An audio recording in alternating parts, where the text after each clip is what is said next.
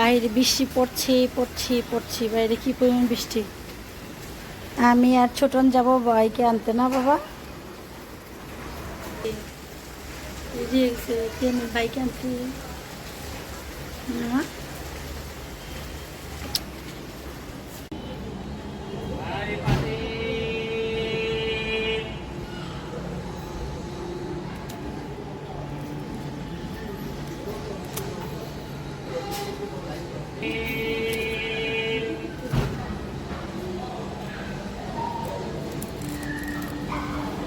Hello everyone, আসসালামু আলাইকুম। আশা করছি যে যেখানে দেখছেন সবাই অনেক অনেক ভালো আছেন। তো আজকে হচ্ছে আপনাদের সাথে শেয়ার করবো হচ্ছে অ্যালোভেরার একটি রেসিপি।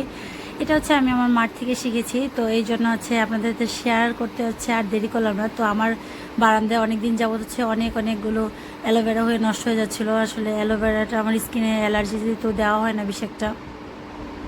তো চিন্তা করলাম আম্মুর থেকে যেহেতু রেসিপিটা শিখিয়ে আসলাম, তো এটা একটু ট্রাই করি। যেহেতু যাদের আছে শরীরের যে ডায়াবেটিস আছে, তারপর হচ্ছে মানে ওজন কমাতে চায়, তারা কিন্তু অ্যালোভেরাটা খুবই উপকারী। তো এটা ডক্টর সাজেস্ট করে। তো এই জন্য হচ্ছে আমার অ্যালোভেরা গাছের এই অ্যালোভেরাগুলো বেশ কিছুদিন আগে হচ্ছে দুই দিন আগে হচ্ছে আমি এটা ছিঁড়ে রেখে দিয়েছিলাম, যাতে যে হলুদ হলুদ যেই কষ্টটা ছিল সেটা যাতে পড়ে যায়। আর তারপর হচ্ছে এই যে অ্যালোভেরাগুলো এইভাবে সুন্দর করে সাইডটা কেটে এভাবে ছোটো ছোটো টুকরা করে হচ্ছে এটাকে একটা ভাজি করব। এটার টেস্টটা অসাধারণ ছিল। আর অবশ্যই যারা যারা মানে রক্তে শর্করার পরিমাণ নিয়ন্ত্রণ করতে চান তারা কিন্তু এটা খেতে পারেন। আর এছাড়া যারা ওজন কমাতে চান তারাও কিন্তু খেতে পারেন। আর এই ভাজিটা করার সময় একদম তেল অল্প দিবেন। তারপর হচ্ছে রসুন কুচি, পেঁয়াজ কুচি, আমরা রেগুলার যেভাবে ভাজি করি ঠিক সেমভাবেই। তারপর একটু লবণ দিবেন। দেওয়ার পর হচ্ছে রসুনটা আর পেঁয়াজটা একটু ভাজা ভাজা হয়ে আসলে কিছু কালো জিরা থাকলে দিতে পারেন। যেহেতু আমার কাছে কালো জিরা ছিল না, তো এই জন্য আমি ফোড়নে হচ্ছে কালো জিরা দিতে পারিনি। আপনারা কিন্তু চাইলে কয়েকটা মানে কালো জিরা দিয়ে দিতে পারেন। এরপর দিয়ে দেবো হচ্ছে বেশ খানিকটা হচ্ছে কাঁচামরিচ। আপনারা যার যার মানে অনুসারে দিবেন, আপনারা যে যতটুকু ঝাল খেতে পারে আর কি। এই রেসিপিটাতে ভাত খেতে এতটা মজা লেগেছিলো, আসলে আমি কল্পনাও করিনি।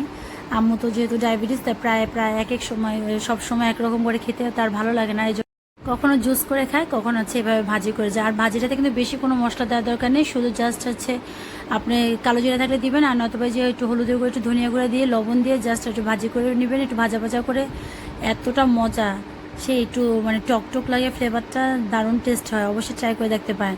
এটা কিন্তু হজমে সাহায্য করে, রোগ প্রতিরোধ ক্ষমতা বাড়াতে সাহায্য করে, ত্বকের জন্য খুবই উপকারী, চুলের যত্নে সাহায্য করে, তারপর ওজন কমাতে সাহায্য করে, বলি রাখা কমায়। আর এটা অপকারিতাও কিন্তু আছে। সব কিছুরই যেমন উপকারী সাইড আছে, অতিরিক্ত কোনো কিছুই হচ্ছে ভালো না। সব কিছুরই একটু ব্যাড সাইড থাকে। যেমন অতিরিক্ত খেলে আছে পেট ব্যথা করতে পারে, অন্যান্য সমস্যা হতে পারে, অ্যালার্জির প্রবলেম থাকতে পারে। তাই এই ছিল আজকের বাজি। কেমন লাগলো কমেন্ট